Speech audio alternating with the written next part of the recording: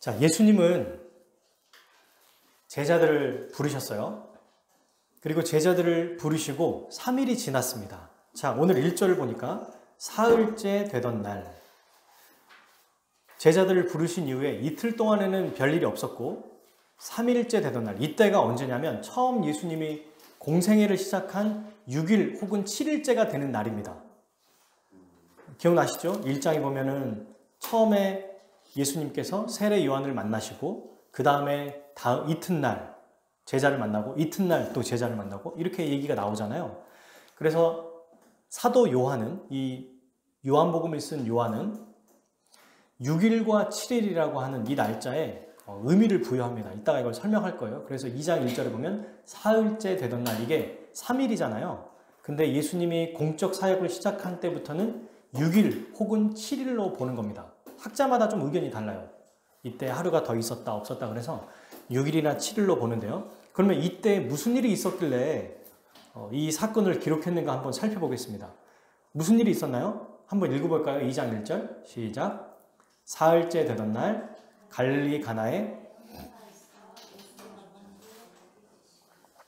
혼례가 있었대요. 혼례. 이게 뭘까요? 혼례가 뭘까요?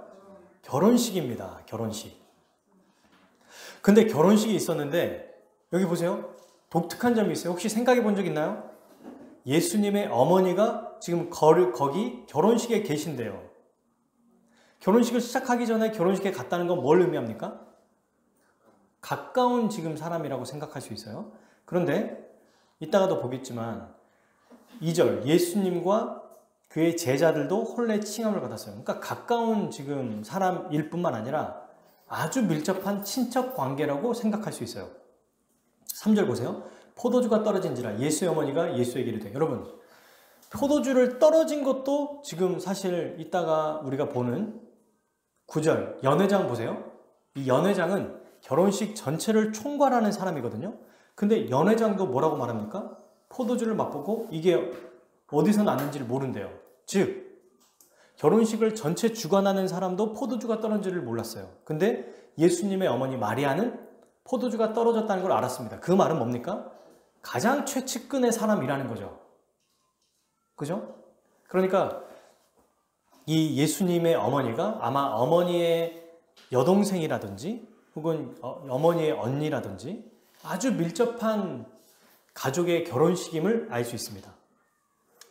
그래서 이제 예수님과 제자들도 초청을 받은 거죠. 자, 이 결혼식은 혼인잔치를 얘기하거든요. 이 당시 혼인잔치. 유대인들은 며칠 동안 결혼을 했냐면 일주일 동안 결혼식을 했어요. 얼마나 신나고 좋았을까요? 그러니까 신명기에 보면은 율법에 결혼한 부부도 1년 동안 아무런 국가에서 해야 되는 의무에서 다 빼줬어요. 전쟁이 일어났거든요. 그러면 20세 이상 남자들 다 전쟁을 참여하게 했는데 율법에 1년 동안 징집되지 못하도록 아예 쐐기를 박아놨습니다. 이게 뭡니까?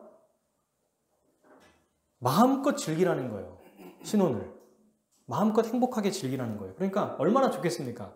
여러분 생각해 보십시오. 이 당시에 결혼식을 일주일 동안 하는데 결혼식을 하게 되면 초청을 받아요. 그러니까 하고 있는 모든 일이 중단이 되는 거예요. 결혼식 당사자뿐만 아니라 가족들도 초청받아서 일주일 동안 놀고 먹고 즐기는 겁니다. 너무 좋죠? 너무 좋죠?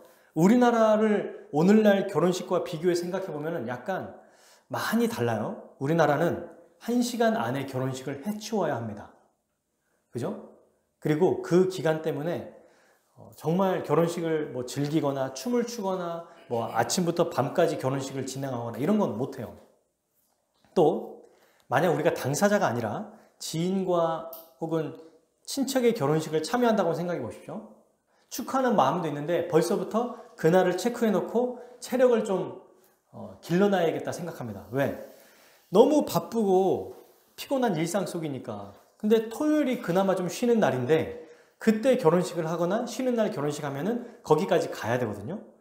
그래서 아이들이 결혼한 사람들은 자녀들을 챙겨야죠. 그리고 애들을 챙겨서 차로 이동하는데 또 쉬는 날에는 교통이 막 체증이 있으니까 차가 막히고 이미 그때부터 지치기 시작해요. 도착하면 어떻게 합니까? 먼저 가요. 12시 결혼식이면 한 11시 반에 가가지고 눈도장이라고 해서 얼굴 도장을 찍죠. 빨리 가서 인사하고 이야기 나누고 정작 결혼식은 안 봐요. 그리고 그 기간에 뭐 합니까? 밥을 먹습니다. 사진을 꼭 찍어야 되는 친척 결혼식이 아니라면 우리는 밥 먹고 빨리 가자. 여러분 여기에서 무슨 결혼식에 로망이 있고 기쁨이 있고 즐기는 게 있겠어요. 그죠? 오늘날도 유대인들은 길게 하면 뭐 일주일 동안도 하는데 기본적으로 일주일 동안 축하를 받는데요. 그러니까 이 당시 뭐 2000년 전의 결혼식의 문화가 그대로 들어와 있다는 겁니다. 못해도 뭐 짧게 우리나라처럼 하기도 하지만 보통은 아침부터 저녁까지 하는 경우도 많다고 해요. 이걸 그대로 유지하는 거죠. 이런 게 굉장히 부럽죠. 왜 이렇게 할 수 있냐면 이 유대인의 문화는 같이 유대인 안에서 결혼식을 하면은 직장도 제외해주고요. 재정적인 부담도 덜하게 해주고 모든 것을 다 즐길 수 있도록 아예 사회가 구성이 돼 있어요. 그러니까 우리나라 같은 경우에는 일주일 동안 결혼식을 해도 야, 돈 벌어야지 직장에서 잘려. 나 이거 우리가 지금 돈 못 벌면 어떡하냐. 이렇게 생각하는데 그럴 필요가 없습니다. 다 그 안에서는 사회에서 통용되는 거기 때문에 마음껏 즐길 수 있는 거예요. 참석하면 우리 아이들, 예를 들면 학교에 가서 공부해야 되는데 이때는 공부합니까? 안 합니까? 안 해요. 학원도 안 가요. 직장인들 일하러 안 갑니다. 그래도 다 유급휴가 같은 게 나오는 거고 너무 좋죠. 그러니까 결혼식이 기다려지는 거예요. 성경은 예수님은 이 혼인잔치, 결혼식을 뭘로 비유하셨습니까? 기억나시나요? 마태복음 22장 2절 천국은 마치 자기 아들을 위하여 혼인잔치를 베푼 어떤 임금과 같으니 요한계시록 19장 9절 천사가 내게 말하기를 기록하라 어린 양의 혼인잔치에 청함을 받은 자들은 복이 있도다 하고 또 내게 말하되 이것은 하나님의 참되신 말씀이라고. 혼인잔치가 바로 하나님 나라를 설명하는 것입니다. 하나님 나라, 영원한 하나님 나라. 그러니까 혼인잔치는 일종의 하나님 나라를 보여주는 모형인 거예요. 여러분 생각해 보십시오. 일주일 7이잖아요. 7은 완전수예요. 그 완전하게 마음껏 즐기고 놀고 먹고 살아가는 거예요. 언젠가 우리 아이들이 저에게 이런 질문을 한 적이 있습니다. 얼마 전에. 아니 그러면 목사님 천국 가서는 맨날 예배만 드려요? 예배만 드리는 게 아니라 놀고 먹고 즐기고 마음껏 논다는 거예요. 예배도 드리면서도. 이게 천국의 모습입니다. 결혼식을 생각해 보세요. 얼마나 즐겁겠습니까? 얼마나 행복해요. 영원히 이렇게 살아간다는 것입니다. 그러니까 천국을 소망하는 거예요. 자, 이 당시 유대인들은 결혼식을 어떤 교회, 그러니까 회당이나 아니면 일정한 장소에서 하지 않았어요. 어디서 했냐면 신부의 집에서 했습니다. 그리고 모든 음식도 신부가 준비했고 또 어떤 분은 뭐 신랑 측이 준비했다고 하지만 어쨌든 한쪽이 다 준비했어요.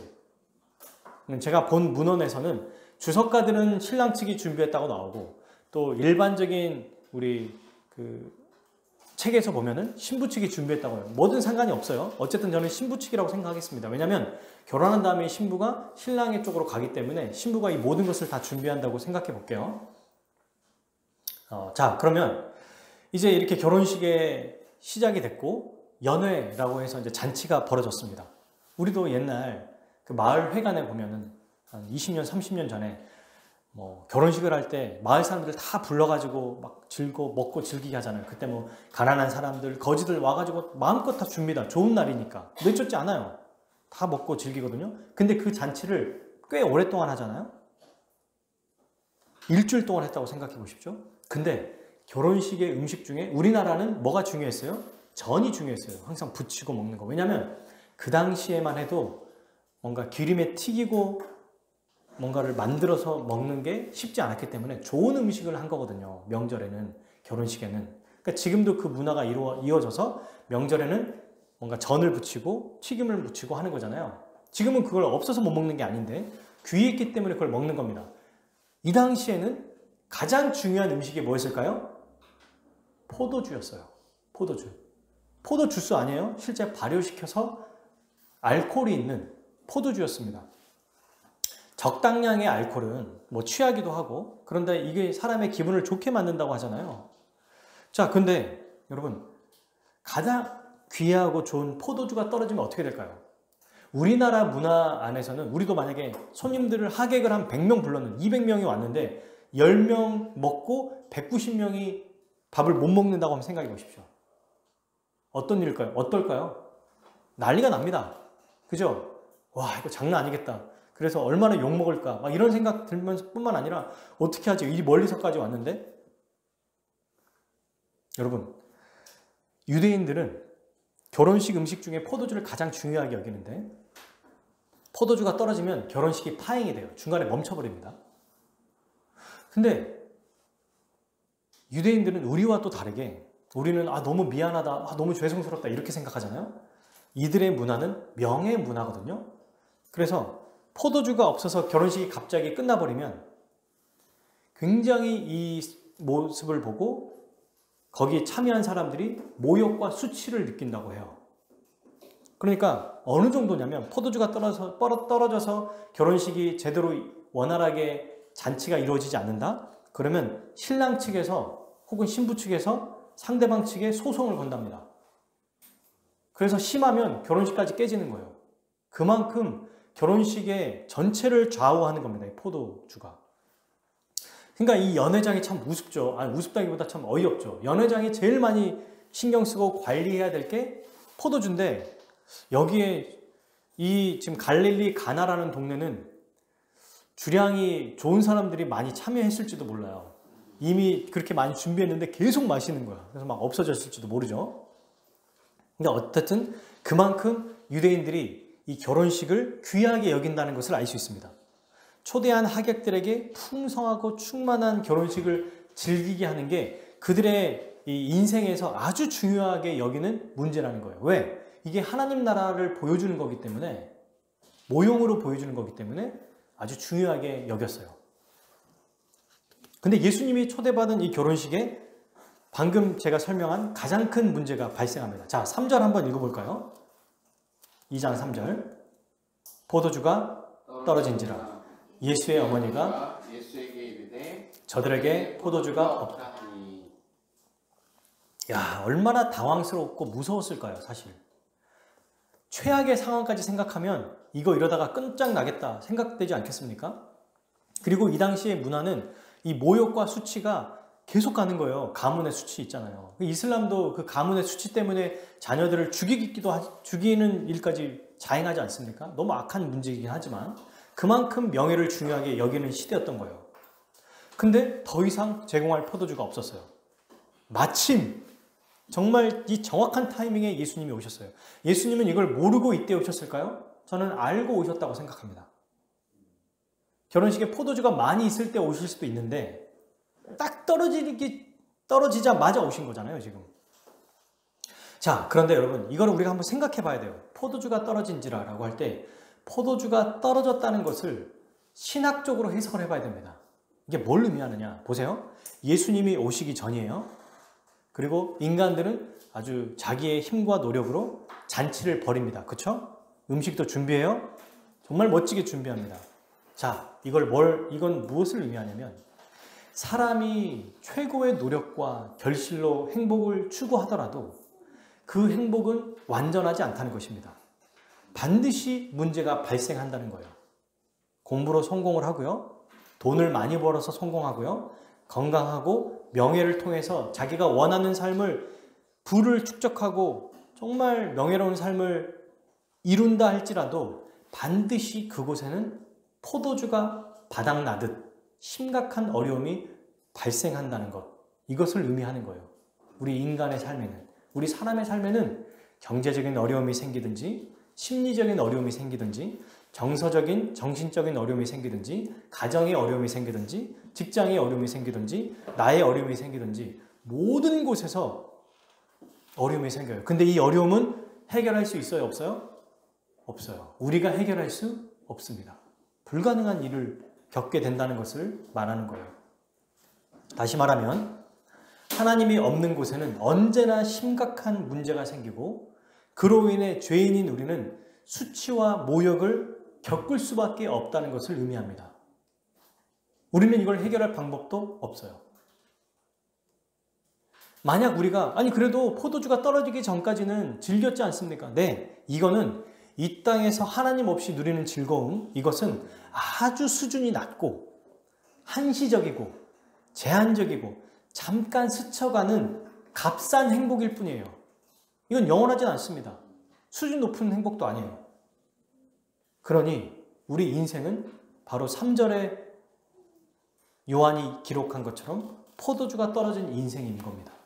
이걸로 인해서 우리가 수치를 당하고 모욕을 당한다는 거예요. 이럴 때 우리는 어떻게 해야 될까요? 포기해야 될까요?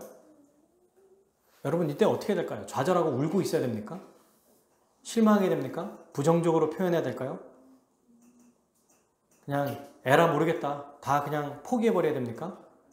혹은 비난하고 분노해야 됩니까? 자, 마리아가 어떤 행동을 했는데 그걸 한번 살펴볼게요. 3절 다시 한번 읽어보겠습니다. 포도주가 떨어진지라 예수의 어머니가 예수에게 이르되 저들에게 포도주가 없다 하니. 자, 마리아가 지금 한 행동을 한번 살펴봅시다. 최악의 상황이에요. 그리고 마리아는 지금 결혼식을 준비하는 이 혼인잔치의 가장 최측근입니다. 마리아는 포도주가 떨어졌다는 것을 몇 명 지금 모르는 것 같아요. 연회에 있는 이 연회에 참석한, 잔치에 참석한 사람은 당연히 모르고 총괄하는 사람도 몰랐으니 정말 지금 극소수 몇 명만 알고 있는 거예요, 지금. 그러면 이때 마리아는 오늘날로 우리 사고로 생각하면 어떻게 해야 될까요? 제일 먼저. 마리아는 뭘 해야 됩니까? 그렇지. 연회장을 찾아가서 불러서 지금 포도주가 떨어졌으니까 빨리 포도주 좀 어떻게 좀 해라. 말해야겠죠? 또는 여기 하인이 있잖아요. 하인을 불러서 빨리 옆에 동네나 어디 가가지고 너네 돌 항아리 포도주 빨리 막 있는 대로 다 사와. 지금 돈이 문제가 아니니까 빨리 가지고 와. 라고 해야 되잖아요. 근데 연회장을 찾아가지도 않았고 하인에게 포도주를 사라고 시키지도 않았어요. 그녀가 한 것은 오로지 예수님을 찾고 그분을 기다리고 그분이 왔을 때 그분께 나아간 겁니다. 이걸 주목해야 돼요, 여러분. 그리고 또 하나 있습니다. 자, 여기서 아주 중요한 문제가 있어요. 예수님께 마리아가 무엇을 요청했나요? 자, 다시 포도주가 떨어졌습니다. 마리아가 어떻게 얘기했어요? 아들아 라고 하지도 않았어요. 예수님에게 포도주가 없다. 그러니까 포도주를 채워라. 어디서 가져와라. 만들어줘라. 이런 말 했습니까? 안 했어요. 뭐라고 합니까? 그냥 이 집에 포도주가 떨어졌다는구나. 현재 닥친 상황의 문제만 말씀드렸을 뿐이에요. 이래라 저래라 이러쿵저러쿵 이래야 될지 않을까? 내가 생각할 때는 이렇게 했으면 좋겠고 내 경험에는 이렇게 하면 좋아. 예수야 보통 네가 도와줄 텐데 결혼식을 내가 많이 해봤잖아. 근데 이런 경우에는 이렇게 해줘야 돼. 그러니까 좀 도와줘. 이렇게 자기의 생각이나 경험을 축적시켜서 말할 수도 있는데 전혀 그걸 말하지 않고 오로지 예수님께 문제에 대한 상황만 말씀드렸어요. 그죠? 이게 뭘 안 거예요, 마리아는? 이 문제를 자기의 힘으로, 사람의 힘으로 해결될 수 있다는 것을 알았던 것입니다. 그리고 이것은 주님만이 해결할 수 있다는 것을 알았어요. 이걸 우리가 주목해야 되는 겁니다. 아, 예수님께 나아갈 때 그분만이 이 문제를 해결하실 수 있을 뿐만 아니라 그리고 내가 이 문제를 해결할 수 없다는 것을 알아야 되는 것. 나는 이걸 못하는구나. 사람의 힘으로는 안 되는구나. 나는 못하지만 다른 사람을 할 수 있다면 연회장을 불렀을 거고 하인을 불렀을 겁니다. 그렇게 안 했어요. 예수님께만 나갔습니다. 문제 해결점은 오직 주님께만 가져갔는데 여기서 더 우리가 배울 점이 뭡니까? 문제 자체만을 아랬던 거예요. 그러니까 이게 무슨 말이에요? 주님이 어떻게 하시든지 간에 주님께 뭐 했다? 맡겼다는 거예요. 그죠? 주님만을 뭐 했습니까? 신뢰한 겁니다. 그냥 그분께 다 어떻게 하시든지 간에 알아서 해주십시오 라고 맡긴 거예요. 이게 바로 믿음입니다. 가장 좋은 길로 인도하실 것을 믿는 것. 이렇게 했을 때 여러분 보세요. 주님께 나의 생각과 경험을 말하지 않고 그저 맡겼을 때 여기 연회장에 있는 모든 사람들은 수치와 모욕을 당하지 않았어요. 자기의 생각으로 사람의 노력으로 했다면 수치와 모욕을 당했을 겁니다. 결혼이 파행됐을지도 몰라요. 소송을 당했을지도 몰라요. 그런데 그냥 주님께 나아갔고 그분께 맡겼더니 이렇게 저렇게 해달라고 기도한 것도 아니에요. 우리로 말하면 하나님 이런 문제가 있는데요. 이렇게 해주시고요. 이건 이렇게 해주시고 저건 저렇게 해주시고 하나님이 더 복잡해. 자 이건 이렇게 해야 되는데 여기서 이건 아니고 이렇게 해야 되지. 근데 이 타이밍에서는 또 이렇게 해야 되잖아. 맞지? 이거 맞아? 막 다시 확인하셔야 돼요. 근데 여기서 이게 맞나? 너무 막 복잡해. 우리가 요청하고 구하는 게. 이게 됐니? 다시 점검해. 그럼 하나님이 견적서를 우리에게 주시면 견적서 보고 체크한 다음에 이거 아니에요. 이건 이렇게 하셔야죠. 이렇게 해서는 안 된다는 얘기예요. 그냥 문제 자체를 가지고 나가면 됩니다. 주께서 도와주십시오. 자, 그러면 이제 예수님이 멋지게 도와주시면 되잖아요. 근데 진짜 당황스러운 얘기가 나와요. 저는 예전에도 그렇고 지금도 이 말씀을 연구하면서도 이걸 이제 충분히 연구하기 전에는 당혹스러웠습니다. 사실 이 표현이. 너무 좀 실제로 여러분 이 4절의 말씀을 가지고 시험 들었다고 했던 사람도 있어요. 물론 이제 그 시험이 정말 못 믿었다 이런 것보다는 너무 당혹스러운 거예요. 자, 이렇게까지 예수님께 나아갔으면 이렇게 막 뭔가 멋지게 혹은 사랑의 표현으로 불쌍히 여기시는 나병 환자처럼 해주시면 좋겠는데 어떻게 반응하시는지 한번 읽어봅시다. 4절 예수께서 이르시되 여자여 내 때가 아직 이르지 아니하였나이다. 와, 이 거절도 굉장히 당혹스럽고 너무 뭔가 무례한 것 같은 거절 아니에요? 아니 엄마를 아무리 예수님이지만 여자애가 뭐예요, 여자애가? 갑자기 예준이가 오늘 예배가 끝나고 집으로 가는 길에 엄마한테 엄마 이따 나 친구들하고도 놀러 가야 돼요.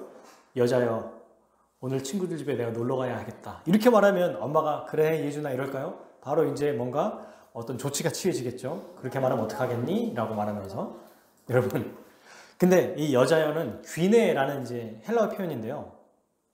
사실 이거는 평소문처럼 쓸 수도 있고 존칭으로도 사용될 수 있어요. 사실 아무리 예수님이라고 해도 너무 함부로 말하는 건 좀 마음이 이렇게 썩 즐겁진 않잖아요. 근데 이게 실제로 존칭이라는 표현으로 쓰면은 여사님 혹은 여인이시여 이런 뜻이에요. 엄마를 근데 여인이라고 부르는 것도 참 희한하죠. 근데 이걸 한번 봅시다. 왜 그러면 이게 존칭이냐? 실제로 여자라고 표현한 말도 있거든요. 귀네라는 게 두 가지로 사용되니까. 근데 보세요, 여러분. 여자여 라고 말하면서 만약에 이게 반말이라면 혹은 함부로 대하는 말하면 이런 거 있잖아요. 우리가 막 부부들이나 아니면 어떤 남자가 여인이 막 어떤 여성이 막 함부로 했을 때 이 여자가 이런 것처럼 야, 이 여자야 라고 말하는데 예수님이 야, 이 여자야 나와 무슨 상관이 있습니까? 이 말이 어색해요, 좋아요. 앞에는 반말이고 뒤에는 존칭이야. 아직 이르지 아니하였습니다. 야, 이 여자야 아직은 나와 무슨 상관이 있습니까? 이상해요, 좋아요. 이상하죠? 이상해요. 앞에서 반말이면 뒤에도 반말로 맞춰야지. 앞에서 존칭하면 뒤에서 존칭으로 끝나지 않겠습니까? 그리고 두 번째로 또 근거가 있어요. 요한복음 20장 26절에 예수님 이렇게 말씀하십니다. 십자가에 돌아가서 죽기 직전에 이 요한복음을 쓴 제자 요한에게 보아라 너의 어머니다 라고 말하고 어머니 마리아에게 뭐라고 하냐면 예수님도 마지막에 여자여 보소서 아들이니이다. 이게 존칭이라는 표현이래요. 이라는 거예요. 마지막까지도 직전에 자기 어머니를 맡기는 표현이거든요. 이제 어머니를 모시지 못하니까 요한에게 어머니를 맡길 때 야, 이 여자야, 네 아들이다. 이렇게 말하는 표현이 아니라는 거예요. 그러니 이것은 함부로 말하는 표현이 아니라 존칭하는 표현이다. 그죠? 근데 왜 여기서 그러면 어머니라고 안 하고 여자여라고 했을까요? 이거는 공적인 사역이 시작됐기 때문입니다. 한 여인의 아들로서 이제 이것을 말씀하시는 게 아니라 하나님의 아들로서 사역하는 것이기 때문에 거리감을 두신 거예요. 이걸 마리아가 먼저 이 일을 행했죠. 그의 아들로 생각했다면 보세요. 예수님에게 포도주가 없다고 얘기하고 그리고 그 아들을 존칭합니다. 5절에 보세요. 너희에게 무슨 말씀을 하시든지. 그죠? 마리아가 먼저 예수님을 이렇게 존칭을 했어요. 존대했다는 거예요. 예수님을 자기의 한 아들이 아닌 하나님의 역사를 이루시는 분으로 대우했어요. 예수님도 마찬가지로 어머니에게 이제는 거리감을 두시고 하나님의 아들로서 사역을 시작하신 겁니다. 그래서 여인이시여 라고 얘기한 거죠. 자, 그러면 두 번째 말씀. 그렇게 얘기하는 거는 오케이. 근데 나와 무슨 상관이 있나이까? 이건 진짜 내가 무슨 상관입니까? 라는 말투잖아요. 왜 이렇게 냉정하게 거절하셨을까? 이유가 뭘까요? 이게 무슨 상관입니까? 대체 나랑. 이런 거잖아요. 우리가 보통 우리 아이들에게 이것 좀 해봐. 야, 동생 이것 좀 치워줄래? 뭐 동생아 논학해줄래? 내가 이걸 왜 해? 이런 얘기 많이 하잖아요. 우리가. 이게 내가 아닌데 왜 해? 내가 한 것도 아닌데 라고 하는 약간 그런 표현 같아요. 지금.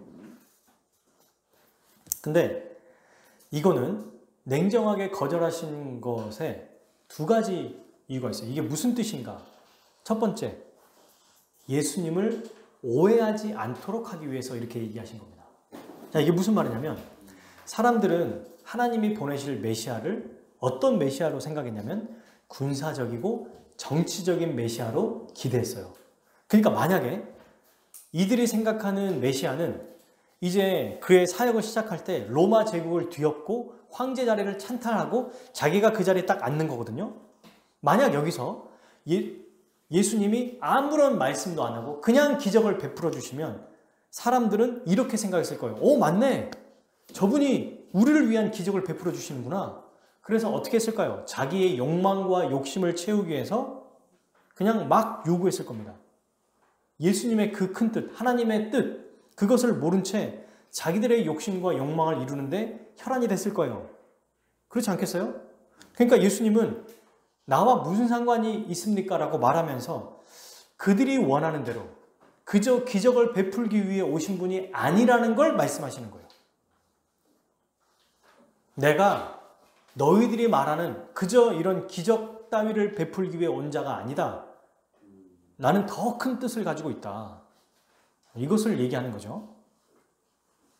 그 큰 뜻이 어디 돼 있어요? 뒤에 내 때가 아직 이르지 아니하였나이다 라고 나오잖아요. 그죠?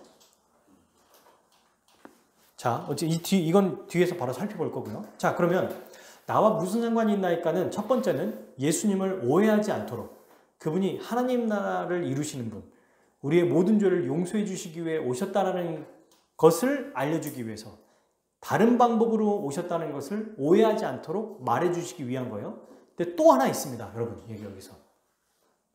바로 뭐냐면 믿음을 보시기 위해서요. 이렇게 했는데도 마리아가 정말 어떻게 하는지 보고 싶은 거예요. 진짜로 여러분 생각해 보세요. 예수님이 마리아가 말씀하신 거 4절에 고지곳대로 나와 무슨 상관이 있나니까 안 하시려고 한다는 말이잖아요. 근데 진짜로 예수님이 안 하려고 하시면 누가 막을 수 있어요? 아무도 못 막아요. 근데 어떻게 해요? 실제로 예수님이 7절에 그들에게 이르되 항아리에 물을 채우라 하신즉 아기까지 채우니 말씀해 주세요. 실제로 포도주가 없어진 이 포도주를 채워주신다고요. 놀라운 기적으로. 자, 그러면 한번 버팅기려고 얘기한 걸까요? 아니라는 겁니다. 믿음을 보시는 거예요.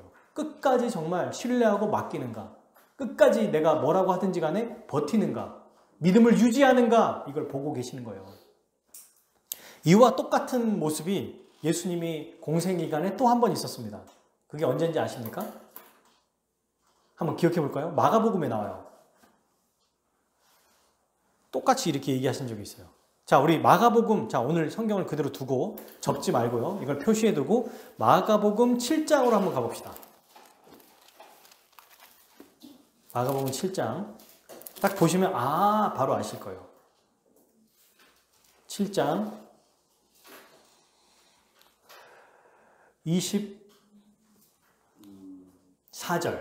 24절부터 30절까지예요. 예수님이 일어나서 예수님이 여기 유대인 지역에서 사람들이 예수님을 믿지 않으니까 저기 이방 지역으로 가버립니다. 그리고 거기 한 집에 들어가서 몰래 숨었는데 숨겨지지 않죠. 사람들이 다 예수님인 줄 알고 막 쫓아오니까. 근데 거기에 이제 누가 오냐면 더러운 귀신 들린 어린 딸을 둔 한 여자가 예수님의 소문을 듣고 옵니다. 여러분 생각해 보세요. 귀신을 들렸는데 더러운 귀신이에요. 얼마나 악하고 더럽게 살고 있을까. 그러니까 이 딸이 그냥 귀신 들린 정도가 아니라 더러운 귀신이라고 할 정도면은 막 생활도 막 모습도 아주 형편없는 거예요. 미친 아이처럼. 근데 게다가 그러니까 귀신 들린 사람이죠. 그리고 이방인이고 여자예요. 예수님이 이 여인의 이야기를 듣거나 이 여인을 만날 이유는 전혀 없습니다. 유대인 남자잖아요. 26절. 그 여자는 헬라인이요 수로보니게 족속이라 완전 이방인이라는 거예요. 자기 딸에게 귀신을 쫓아내기를 간구합니다. 예수님, 제 딸을 간구해 주십시오. 그때 예수님은 만날 수도 없어요. 사실 유대인에 있으면. 왜냐하면 이방인들이 유대인으로 못 들어가니까. 근데 이렇게 얘기합니다. 27절 읽어볼까요? 예수께서 이르시되 자녀로 먼저 배불리 먹게 할지니 자녀의 떡을 취하여 개들에게 던짐이 마땅치 아니하니라. 뭐라고 말해요? 엄청난 모욕을 주십니다. 야, 나는 이스라엘 우리 자녀들을 위해서 왔어. 개들한테 이 떡을 던져줄 필요 없어. 그 말이 뭐예요? 넌 지금 개라는 거예요. 너네들은 개인데 개와 같은 너희들에게 내가 은혜를 베풀 이유가 없다. 이렇게 얘기하신 거거든요. 그랬더니 이 여자가 어떻게 하냐면 실망하거나 저주하고 떠난 게 아니라 28절 읽겠습니다. 크게. 여자가 대답하여 이르되 주여 옳소이다마는 상 아래 개들도 아이들이 먹던 부스러기를 먹나이다. 뭐라고요? 네, 맞습니다. 저는 개입니다. 근데 개들도 자녀가 이렇게 먹고 있는 빵 부스러기라도 핥아먹지 않습니까? 그 은혜라도 제게 베풀어 주십시오. 진짜 어떤 믿음이에요? 아무리 내쳐도 내쳐지지 않는 사람이에요. 안 돼, 못해 이래도 끝까지 바지가랑이 붙잡고 늘려지는 사람이에요. 안 된다고 했잖아요, 예수님이. 그럼 물러서야 되는 거 아닙니까? 근데 왜 안 물러서죠? 그러면서 오히려 뭐라고 말해요? 예수님을 거부하거나 부정하는 게 아니라 예수님 말을 긍정해요. 맞아요. 자기 자신을 알아요. 나는 정말 추악한 사람이고 예수님을 만날 수조차도 없는 사람입니다. 네, 저는 개입니다. 저는 최악의 인간이에요. 저는 정말 비참한 놈입니다. 그런데 그 조금의 은혜라도 제가 받을 수 있지 않을까요? 그 작은 거라도. 정말 지혜롭게 얘기하잖아요. 근데 예수님이 뭐라고 하시냐면 29절 읽겠습니다. 예수께서 이르시되 이 말을 하였으니 돌아가라 귀신이 내 딸에게서 나갔느니라 하시니라. 아멘. 멋있죠? 이 말을 하였으니라고 하셨어요. 이 말을 하였으니. 왜 두로 지방에 떠나갔어요? 여러분 보세요. 30절. 여자가 집에 돌아가 보니까 아이가 침상에 놓고 귀신이 나왔어요. 보세요, 여러분. 유대인들이 예수님을 안 믿으니까 두로 지방이라고 하는 이방 땅으로 갔습니다. 근데 그 땅에 좀 머물러야 되는데 안 머무르고 이 여인 만나고 31절 예수께서 다시 두로 지방에 나와 시돈으로 지나고 데발락을 통과하니 가버린 거예요. 즉 뭡니까? 이 여인 만나러 오신 거예요, 지금. 이 여인. 이방인들에게, 여러분 보세요. 유대인들에게 나타나야 될 이 믿음이 이방인에게 나타났어요. 그것도 수르보니게 헬라인, 아주 이방인이고 이스라엘 백성들이 그렇게 모욕하는 개와 같은 존재로 여기는 할례받지 않는 아주 그 비참한 인간들, 그 중에서도 여인이고 그 딸이 또 귀신까지 들렸어. 더러운 귀신까지. 비참함 중에 최악의 비참함. 근데 그 안에서 예수님이 가장 돋보이는 그 믿음을 보신 거예요. 이 여인 만나러 오신 겁니다. 이스라엘에도 이런 믿음이 없었어요. 뭘 보고 계시는 거예요? 믿음을 보시는 겁니다. 진짜로 그분이 이루실 것을 믿는가? 진짜로 예수님이 이루실 것을 믿는가? 이거는 구약의 라합이 생각이 나지 않습니까? 라합이? 그저 이스라엘이 가나안 땅을 점령하고 다른 땅에 있는 밖에 있는 그런 족속들을 승리했다는 얘기만 듣고 막 온몸이 떨리면서 뭐라고 고백하냐면 정탐꾼에게 그 깨지지 않은 정탐꾼, 엄청난 여리고성에 살고 있는 이 여자가 그냥 떠돌아다니는 백성 따위에게 뭐라고 말했냐면 너희의 하나님은 하늘에서도 하나님, 땅에서도 하나님이시다. 이 고백을 했답니다. 이 고백 때문에 이 라합은 예수님의 족보에 들어가 있어요. 이 예수님은 믿음을 보기를 원하십니다. 그래서 예수님 말씀하시는 것, 여자야 나와 무슨 상관이 있습니까? 이것은 뭐예요? 바로 마리아의 믿음을 보시는 거예요.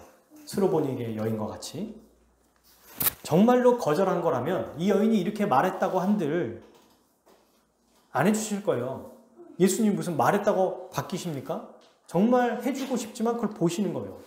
하나님이 아브라함에게 자녀를 바치라고 할 때 진짜로 바치는 걸 보고 싶은 게 아니라 그의 믿음이 정말 하나님이 죽여도 살릴 것을 믿고 있는지를 보고 싶은 거예요. 하나님은 일관됩니다. 우리가 가지고 있는 믿음이 정말 주님만을 신뢰하는가, 세상에 썩어 없어지고 한시적인 것들을 의지하는가, 이걸 매일매일 점검하고 보기를 원하세요. 그때 우리는 믿음으로 나아가고 끝까지 이 스로보니게 여인과 같이, 마리아와 같이 주님을 신뢰하면 돼요. 상황이 어려워지면 믿음을 다시 철회하는 사람들이 있어요. 아, 주님 이렇게 했는데 이게 안 될 것 같은데 이건 제 힘으로 한번 해볼게요. 이래서는 안 된다는 겁니다. 그냥 맡기면 끝까지 맡기는 거예요. 여러분, 맡겼다가 어떤 때는 상황이 안 좋아질 때가 있어요. 내가 원하지 않는 모습으로 나갈 수 있어요. 근데 그때도 주님을 붙잡는 거예요. 그때 우리 주님이 우리에게 영광을 맛보게 하실 겁니다. 네, 이게 믿음의 사람들이 다 경험했던 거예요. 모두가 다 경험했던 것입니다. 그래서 예수님은 실제로 마리아가 요청한 대로 연회장에 있는 모든 사람들이 이보다 더 훨씬 좋은 포도주를 맛보게 해주셨어요. 그들이 원래 먹었던 포도주보다 어느 정도냐면 비교할 수 없을 만큼의 더 거룩하고 복되고 아주 영광스러운 은혜를 누리게 됐던 거예요. 자, 9절 한번 읽어보십시오. 연회장은 요한복음 2장, 이제 요한복음 2장 9절 읽어보겠습니다. 연회장은 물로 된 포도주를 맛보고도 어디서 나는지 알지 못하되 물돈 하인들은 알더라. 연회장이 신랑을 불러요. 그래서 10절 말하되 사람보다 먼저 좋은 포도주를 내고 취한 후에 낮은 것을 내고는 그대는 지금까지 좋은 포도주를 두었도다 하니라. 와, 그동안 먹지 못했던, 원래 포도주를 잔치를 할 때는 좋은 거를 주고 취하고 나면은 좀 이게 좋은지 안 좋은지 몰라도 이미 취했으니까 잘 모른다는 거예요. 그러니까 보통 일반적으로는 좋은 포도주를 먼저 주고 안 좋은 포도주, 질이 안 좋은 거를 나중에 주는데 이건 지금 거꾸로 됐다는 겁니다. 이게 뭘 얘기하는 겁니까? 예수님이 응답하시고 주시는 은혜는 사람이 이룰 수 없는 훨씬 더 복되고 훨씬 더 엄청난 은혜를 주실 수 있다는 거예요. 부어주신다는 거예요. 여기에 신랑이 나오니까 이 결혼식은 누가 주최하는 거예요? 신부집에서 하더라도 신랑이 모든 것을 다 지금 마련하고 있다는 것을 알 수 있겠죠? 사랑하는 여러분, 우리 예수님이 우리가 기도할 때 마치 우리는 어쩌면 기도하고 나아갈 때 예수님이 이렇게 해주시고 저렇게 해주시고 이렇게 해주세요 라고 할 때가 있잖아요. 그렇게 하지 않고 주님, 이 문제 자체가 있습니다. 이거 어떻게 해야 될까요? 이거 어떻게 해결해야 됩니까? 라고 물어봄과 동시에 예수님이 때로는 그게 나와 무슨 상관이 있냐 라는 식으로 응답하는 것처럼 느껴질지도 몰라요. 근데 그때도 끝까지 믿음을 놓지 않기를 바랍니다. 신뢰하기를 바랍니다. 이것도 우리 힘으로 할 수 없어요. 주님이 성령께서 우리에게 은혜를 주세요. 그러니 우리는 뭘 하면 되냐면 이 믿음을 붙잡고 다른 데 눈을 돌리지만 않으면 됩니다. 다시 연회장을 쳐다본다든지, 이렇게 안 해주니까 하인을 쳐다본다든지, 사람 보지 말고 주님을 다시 보는 거예요. 주님이 응답해 주실 때까지 그냥 잠잠히 기다리면 됩니다. 그냥 보는 거예요. 뭘 했어요, 여러분? 마리아가 한 거 없어요. 예수님이 이렇게 말씀하셔도 그냥 있었어요. 그리고 뭐라고 말해요? 오히려 5절 읽겠습니다. 시작. 그의 어머니가 하인들에게 이르되 너희에게 무슨 말씀을 하시든지 그대로 하라. 여러분, 마리아는 알았습니다. 아, 거절하지 않으실 거다. 그죠? 스로보니게 여인이 어떻게든 주실 거라는 그런 확신이 있었던 거예요. 이 믿음은 우리의 힘으로 생기는 게 아니에요. 그분이 신실하신 분이고, 사랑하는 여러분, 주님이 자비롭고 헤세드의 하나님이고 영원한 사랑을 가지고 계신 분이니까 그분의 성품을 의지해서 나가는 거지 우리의 믿음이 좋아서가 아니에요. 그죠? 내가 더 믿음으로 나가야겠다가 아니라 그분 자체가 워낙 좋은 분이고 영원하신 사랑과 은혜와 자비가 풍성하신 분이니까 내가 그분의 성품을 의지해서 끝까지 나아갑니다. 이겁니다, 그냥. 이게 바로 믿음이에요. 주님의 은혜만을 간구하는 것. 심령이 가난한 자와 같이. 자기가 영적인 거지라는 것을 아는 것. 스로보니게 여인은 예수님 말고는 의지할 게 없었어요. 마리아는 예수님 말고는 의지할 게 없었어요. 마치 배고파서 여러분 죽어가는 거지가 구걸하듯이 그 사람이 빵을 가지고 있는 사람에게 나 정말 죽게 생겼어요. 주세요. 할 때 내가 왜 줘? 라고 해도 그냥 포기하지 말고 기다리면 되는 거예요. 왜? 이분은 말은 이렇게 해도 항상 그동안 내게 베풀어 주셨던 분이다. 이걸 안다면 그렇게 말씀하셔도 분명히 줄 거라는 걸 알잖아요. 이건 내 믿음입니까? 그분이 원래 은혜와 사랑이 많기 때문입니까? 그분이 원래 은혜와 사랑이 많기 때문이에요. 그러니 이 믿음도 우리의 믿음이 아닌 겁니다. 믿음의 대상이신 그분이 완전하시고 의로우시고 공의로우시고 자비와 사랑이 풍성하시기 때문이에요. 그러므로 주님을 믿고 끝까지 기다리면 반드시 우리 주님이 역사해 주실 겁니다. 응답해 주셨어요. 자, 세 번째 말씀. 내 때가 아직 이르지 아니하였나이다. 여기서 말하는 내 때가 뭘까요? 우리는 바로 알 수 있어요. 내 때. 바로 그렇지. 십자가에서 죽으신 그때. 예수님은 이것을 위해 오셨어요. 여러분 생각해 보세요. 그저 자기 친척 결혼식에 물을 포도주로 바꿔주시기 위해서 이 땅에 오셨다면 얼마나 이게 우스꽝스럽습니까? 안 그래요? 우리가 요즘에 나와 있는 히어로 영화 보면은 별거 아닌 거 가지고 자기 인류를 구원하는 것보다 그냥 친구들 몇 개 이렇게 어려운 거 도와주는 거 이런 걸로 우리는 더 막 재밌어하고 이러잖아요. 그러면 그 나중에는 이제 이 히어로가 자기의 그 능력을 고작 자기의 유익이나 친구들의 유익을 위해서 쓰는 거 보고 나중에 이제 고민하고 아 이것을 모든 사람들에게 써야겠다. 나중에 이제 그렇게 또 성장해 가는 히어로 그 영화들이 있거든요. 히어로 영화조차도 이런데 예수님이 하나님의 아들로서 이 땅에 오셔서 그저 사람들이 원하는 그런 기도를 들어주시기에 오셨겠느냐? 아니죠. 예수님의 때는 바로 한 사람의 난처해진 결혼식을 어려움에서 구원해 주시기 위한 게 아니라 모든 사람에게 처한 이 어려움을 구원해 주시기 위해 오셨습니다. 즐겁게 진행하다가 파행될 것 같은 이 어려움에 처한 이 가정만을 위해서 온 게 아니죠. 죄인인 모든 사람에게 바로 천국잔치를 충만하게 누릴 수 있도록 이 은혜를 부어주시기 위해서 오신 거예요. 그래서 여러분 그냥 얼핏 보면은 한 가정의 결혼식에서 은혜를 딱 주고 만 것 같은데 그게 아니라는 거예요. 사흘째 되던 날이라고 굳이 사도 요한이 이렇게 기록했고 결혼식이라고 하는 곳에서 그죠? 굳이 예수님께서 이곳에 기적을 베풀어 주셨어요. 이게 다 의미가 있다는 겁니다. 왜 사도 요한도 이 가정의 결혼식을 중요하게 다뤘는가? 바로 이 결혼식 사건을 통해서 예수님만이 하나님 나라의 충만하고 풍성한 복을 누리게 해주시는 유일한 분임을 알려주시기 위해서요. 그저 일개의 하나의 결혼식이 아니라 그 결혼식이 파행될 뻔했는데 더 풍성하게 채워줬다. 이걸 통해서 아 예수님은 바로 하나님 나라의 왕으로서 그분만이 우리에게 충만한 복을 주시는 분이시구나. 이걸 알려주려고 했던 거예요. 정말 그럴까요? 네. 6절 한번 볼까요? 2장 6절. 거기에 유대인의 정결 예식을 따라 두세 통 드는 돌 항아리 6이 놓였는지라. 여기에서 유대인의 정결 예식이 나옵니다. 여러분 유대인의 정결 예식이 뭐냐면 그 실제로 율법에 나와 있는 게 아니고 장로들의 전통 같은 거 있죠. 바리새인들이 만든 거예요. 자기들끼리. 그게 뭐냐면 밥 먹기 전에 손 씻는 거. 이거 본 적 있죠 우리가? 그 규례가 있었다는 거예요. 그러니까 그 규례 때문에 손을 씻게 해주려고 손을 씻기 위해서 물을 담아야 될 거 아닙니까? 근데 그 물을 담을 때 우리처럼 무슨 뭐 물탱크가 있는 게 아니니까 물을 미리 담아놔요. 근데 지금처럼 플라스틱이나 유리가 없으니까 돌로 항아리를 만듭니다. 근데 돌 항아리를 지금으로 말하면 우리나라 같은 항아리 같은 거죠. 그게 얼마나 크냐면 70에서 110리터까지 들어가요. 엄청 많이 들어가죠. 한 100m 넘게 들어가는 돌 항아리가 6개가 있었던 거예요.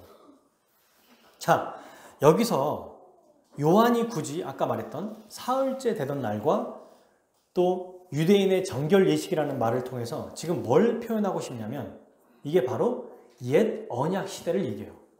유대인의 정결 예식을 가지고 이 옛 언약 시대 때 지금 어떤 일을 벌이시는지를 보여주는 겁니다. 아까 2장 1절에 사흘째가 예수님이 공생애 사역하신 지 6일 혹은 7일째라고 그랬잖아요. 자, 이거를 사도 요한은 1장, 요한복음 1장에서 설명한 것처럼 창조와 연결해서 우리 보고 해석하기를 원합니다. 보세요. 창세기 1장에서 보면은, 창세기에서 보면은 6일째 하나님이 어떻게 하셨어요?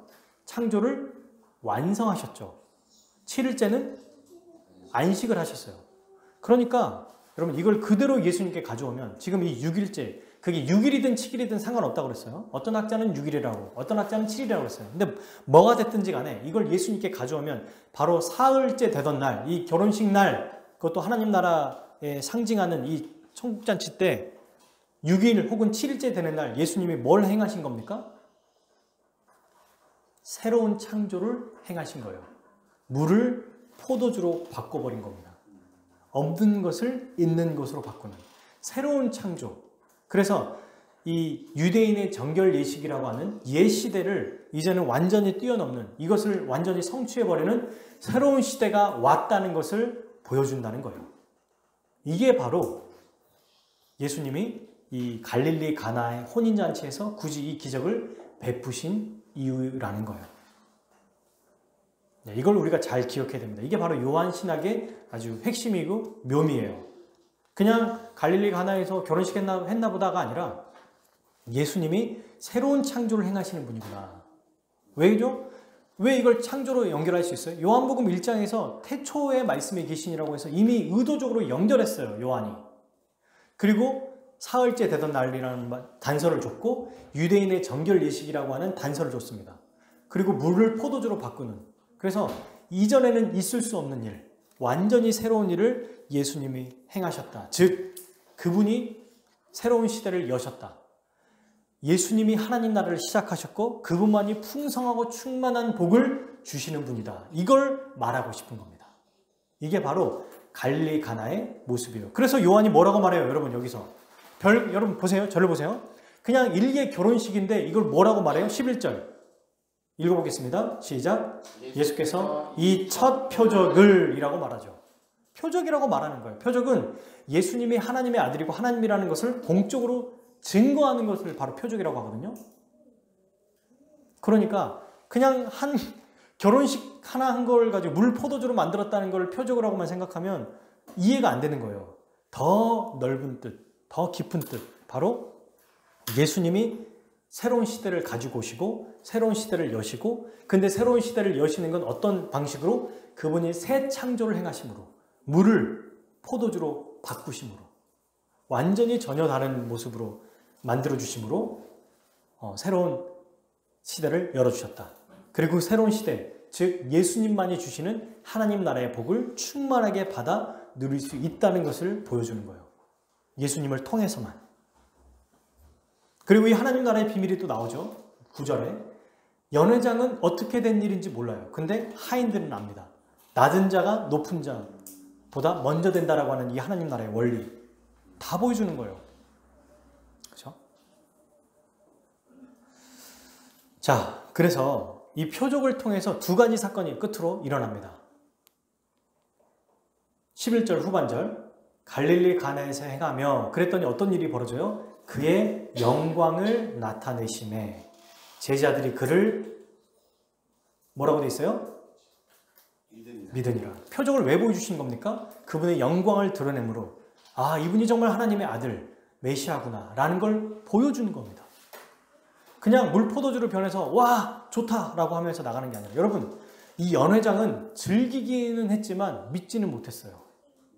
제자들은 이 모든 것을 지켜보면서 예수님을 믿었습니다. 표적의 결정적인 원인은 바로 하나님께 영광이고 우리에게 믿음을 주기 위한 것입니다.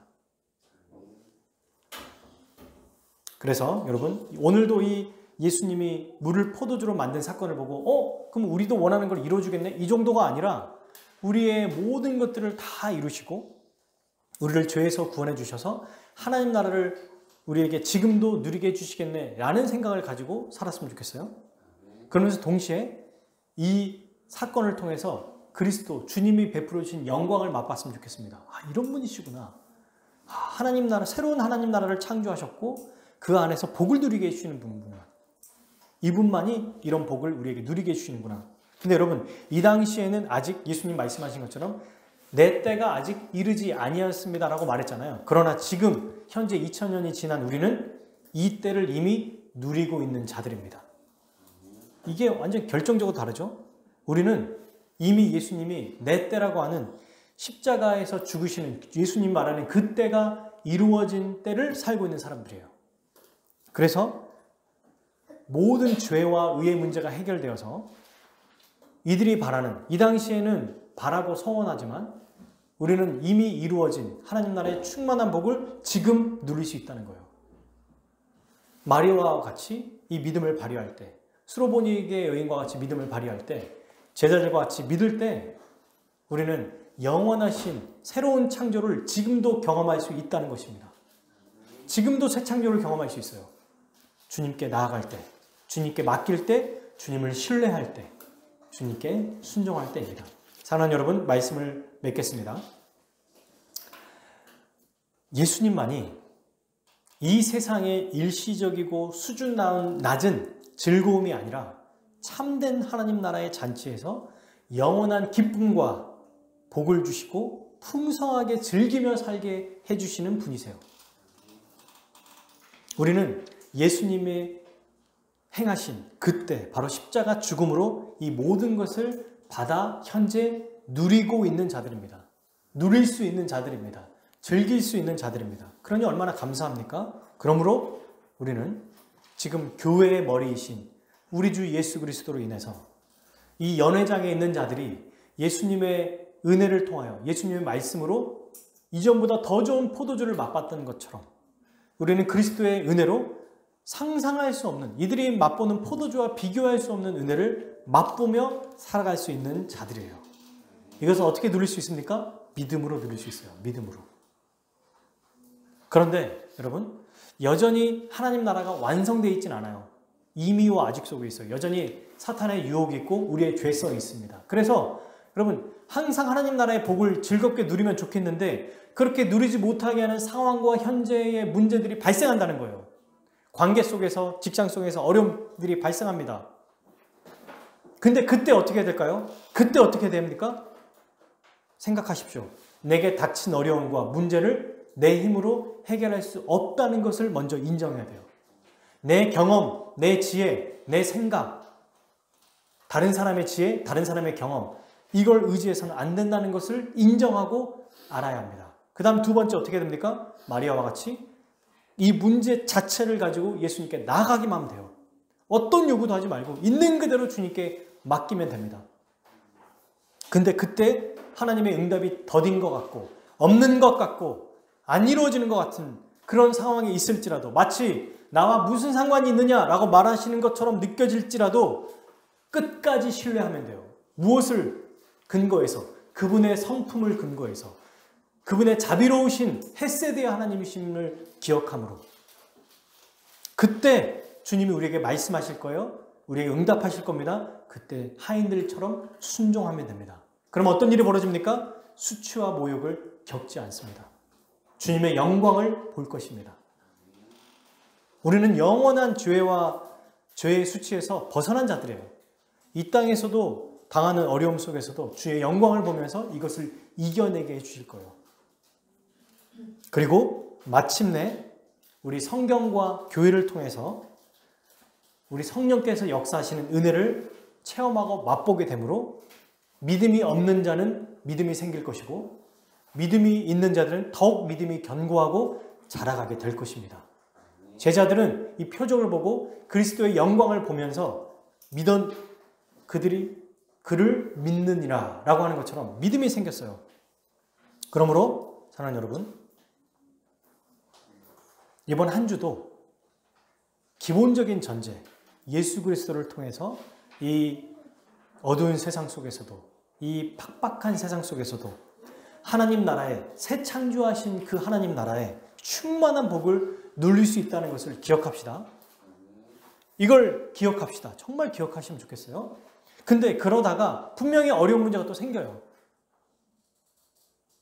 늘 좋으면 좋겠는데 어려운 문제가 생겨요. 근데 그때 어떻게 됩니까?